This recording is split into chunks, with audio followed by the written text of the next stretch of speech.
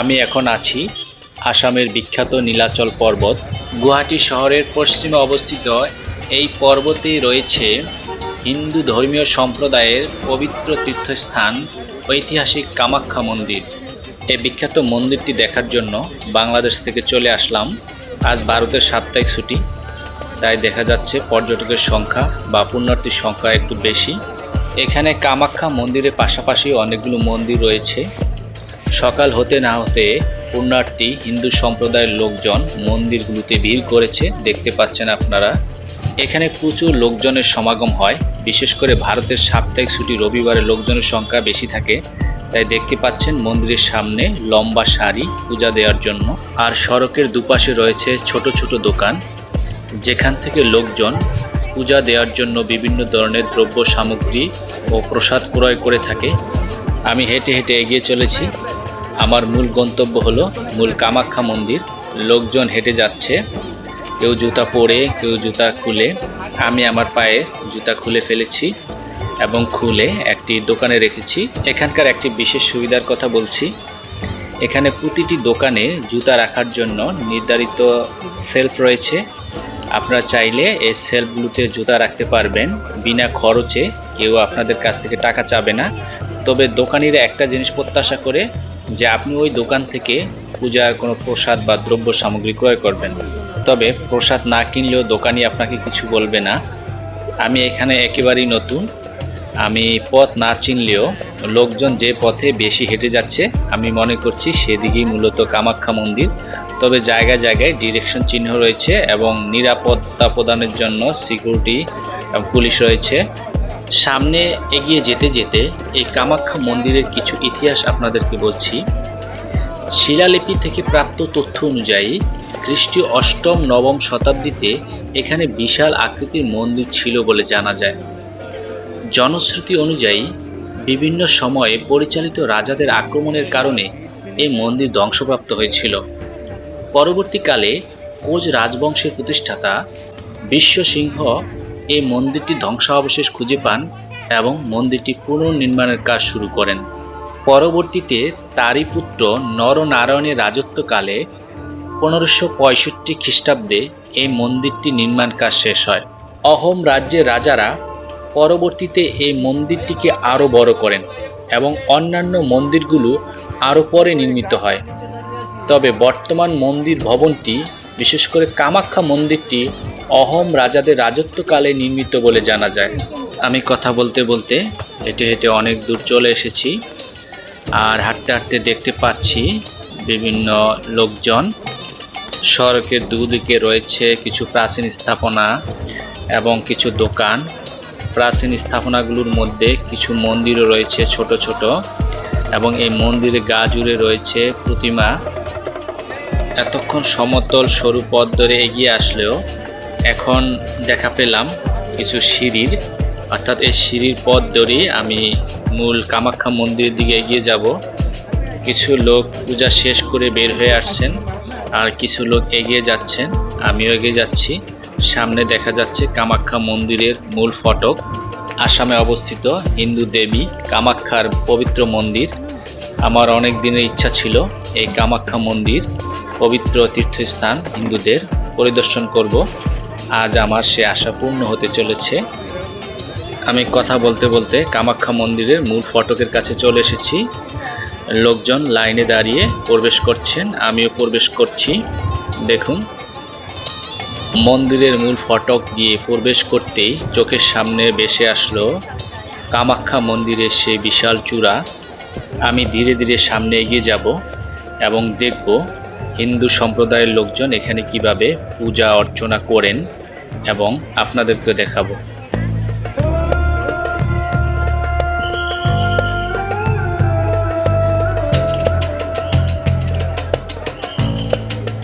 এই হলো কামাখ্যা মন্দিরের আঙ্গিনা এবং মূল মন্দির। এটি হলো মন্দিরের গর্ভগৃহ এবং এর আশেপাশে আঙ্গিনাতে লোকজন দাঁড়িয়ে রয়েছে, কেউ ছবি তুলছে, কেউ ভক্তি করে প্রণাম করছে। আর মন্দিরের গা জুড়ে রয়েছে বিভিন্ন ফুল, লতা পাতার অলঙ্করণ এবং বিভিন্ন দেবদেবীর প্রতিমা। এতক্ষণ আমি আপনাদেরকে দূর থেকে দেখানোর চেষ্টা করলাম। আমি এখন নিজে মূল মন্দির আঙ্গিনায় প্রবেশ করব। দেখুন, এটি একটি সিংহের প্রতীক এবং সিংহ দরজা বলা যায়। এই হলো সিঁড়িপথ।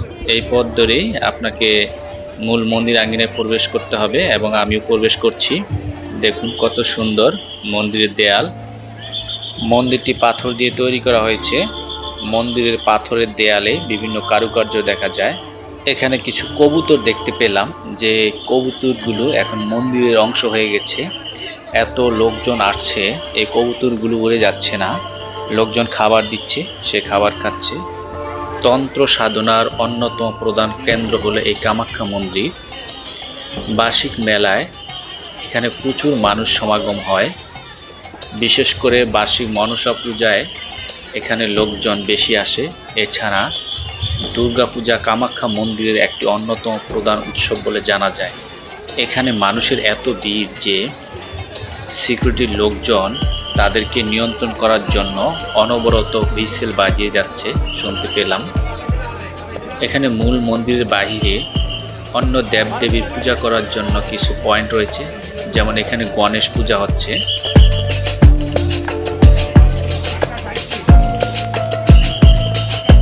আমি এখান থেকে সামনের দিকে এগিয়ে যাব। লোকজন সামনে এগিয়ে যাচ্ছে, আমিও যাচ্ছি, দেখার চেষ্টা করছি কোথায় কি ধরনের পূজা অর্চনা হচ্ছে।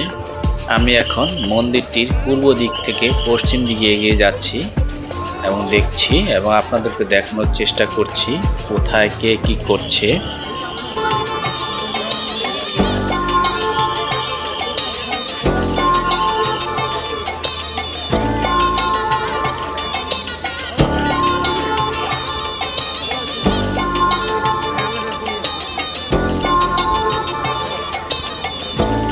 এখানে এসে দেখতে পেলাম ভক্তরা নারিকেল ভেঙে পূজা করছেন।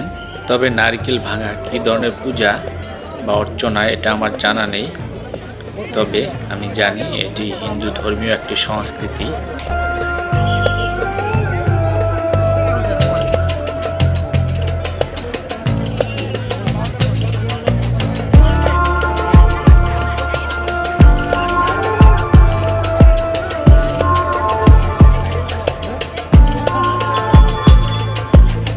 হাঁটতে হাঁটতে সামনে এগিয়ে আসলাম, এসে এখানে দেখলাম যে একটি বিশাল কক্ষ।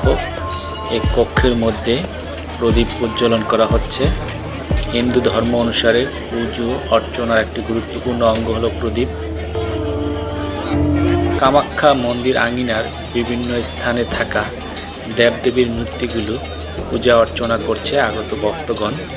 দেখতে পেলাম, আপনাদেরকে দেখালাম।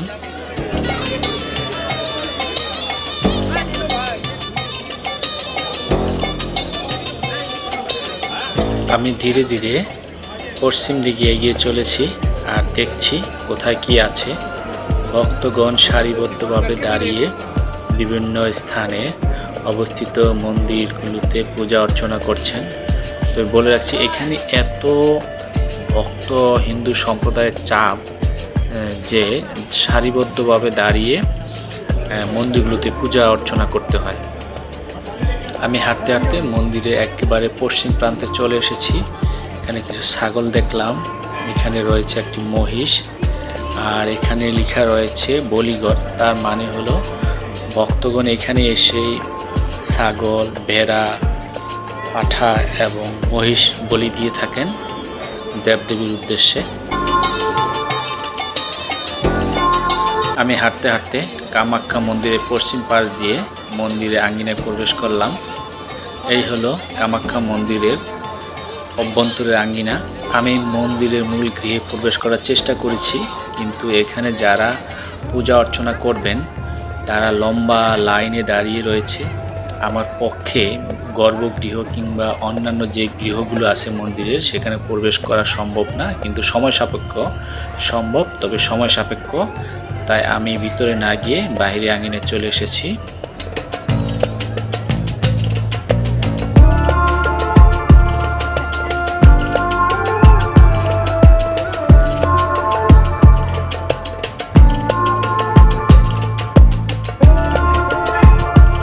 আমি আপনাদেরকে কামাখ্যা মন্দির সম্পর্কে একটু বলবো।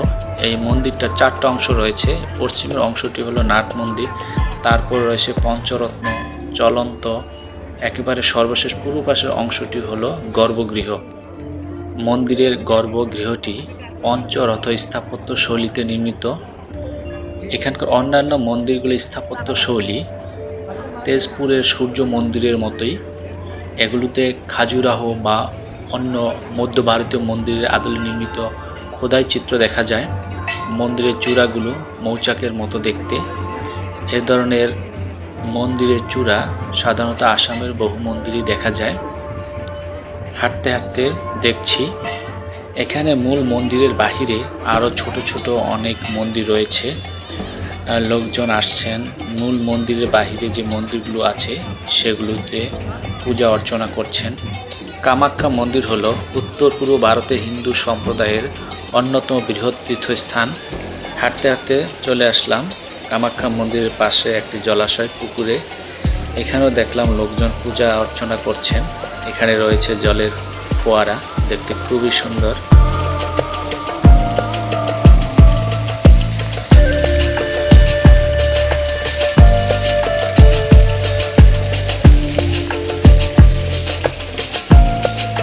আমি কিছুক্ষণ তাদের পূজা অর্চনা দেখলাম।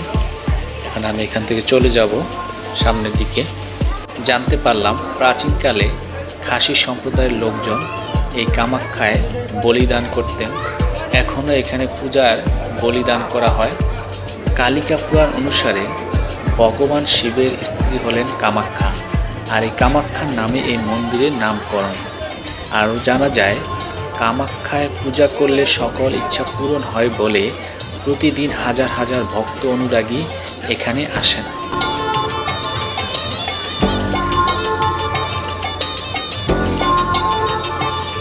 আমি কামাখ্যা মন্দির আঙিনা দিয়ে আরও সামনে এগিয়ে চলেছি। দেখছি এখানে কিছু ভক্ত পূজা অর্চনা করছে।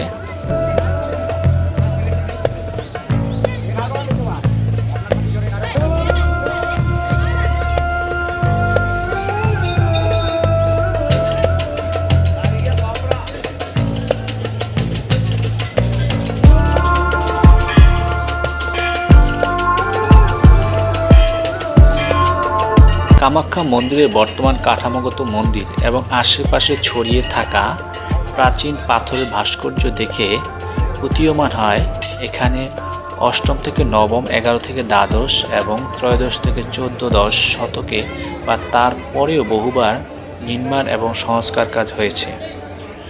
সম্ভবত 16 শতকের দিকে এই মন্দিরটির বর্তমান রূপ পরিগ্রহ করে।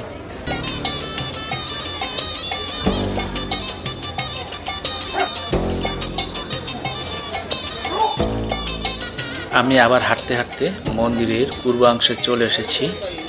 দেখে নিচ্ছি মন্দিরের সুন্দর কারুকার্য।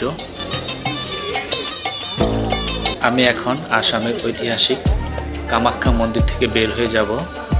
দেখা হবে অন্য কোনো স্থানে। সে পর্যন্ত লাইক, কমেন্ট, শেয়ার এবং সাবস্ক্রাইব করে সঙ্গে থাকুন। ভিডিওটি দেখার জন্য সকলকে ধন্যবাদ।